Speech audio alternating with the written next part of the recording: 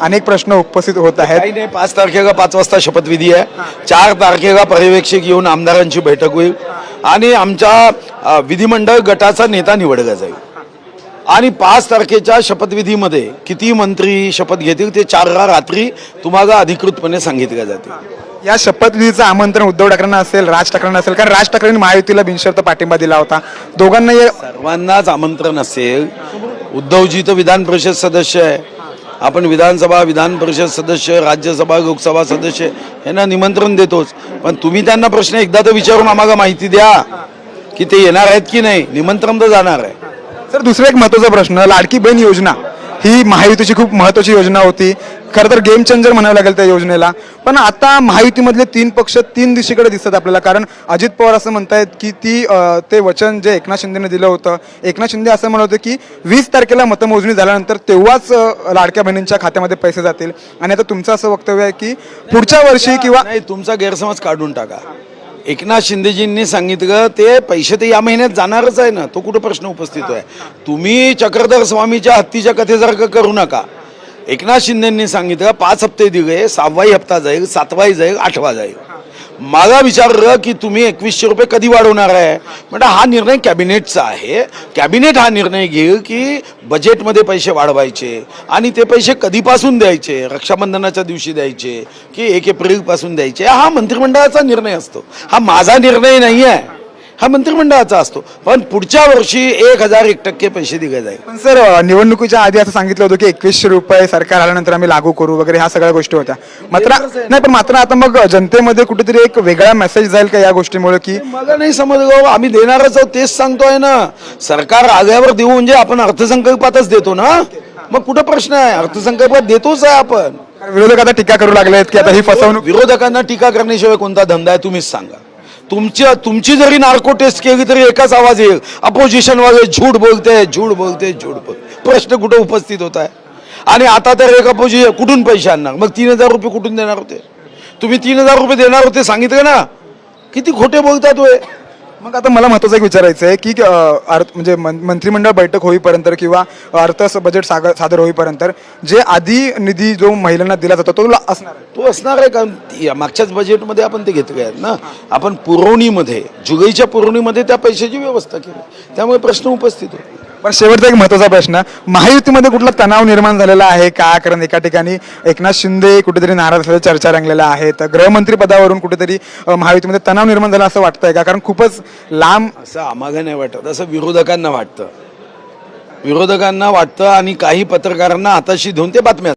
तर तुम्ही व्हिडिओ पूर्ण बघितला असेल आणि यानंतर तुम्हाला समजले असेल तर लाडकी बहिणींना जे पैसे आहेत ते नक्की मिळणारच आहेत, परंतु त्यामध्ये काही अट आहे, कारण लाडकी बहिणींना 2100 रुपये हे सांगण्यात आले होते, परंतु राज्यामध्ये सरकार स्थापन झाली नाही, मुख्यमंत्रीपदीचा तो शपथविधी आहे तो अजूनपर्यंत पूर्ण झालेला नाही, त्यामुळे अर्थसंकल्प आहे तो अजूनपर्यंत मांडण्यात आलेला नाही, त्यामुळे तुमचे 2100 रुपये तुम्हाला आता भेटू शकत नाही, तर तुम्हाला 1500 रुपयाप्रमाणे जो हप्ता आहे तो तुम्हाला मिळणार आहे।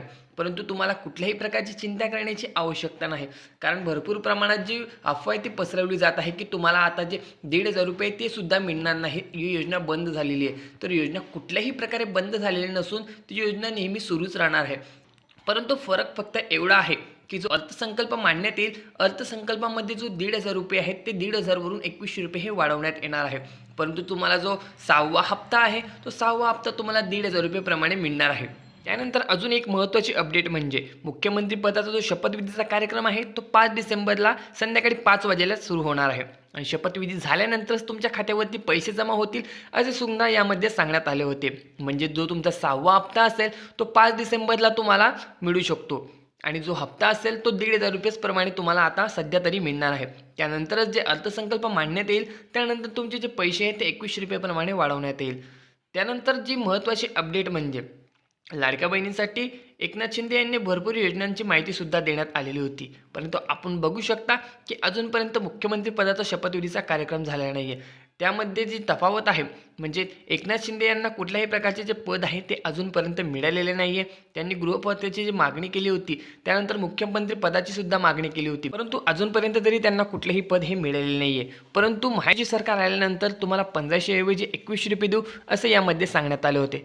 महत्त्वाचे म्हणजे मुख्यमंत्री कोणीही असो, देवेंद्र फडणवीस असो किंवा एकनाथ शिंदे असो, तरी देखील तुमच्या खात्यावरती जे पैसे आहेत ते जमा होणार आहेत.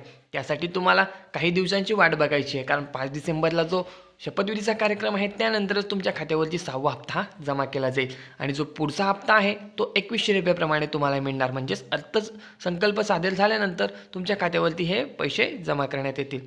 त्यानंतर लाडकी बहीण हे कमेंटमध्ये भरपूर प्रश्न विचारत होते. त्यापैकी एक महत्त्वाचा प्रश्न म्हणजे नवीन फॉर्माला सुरुवात होणार का?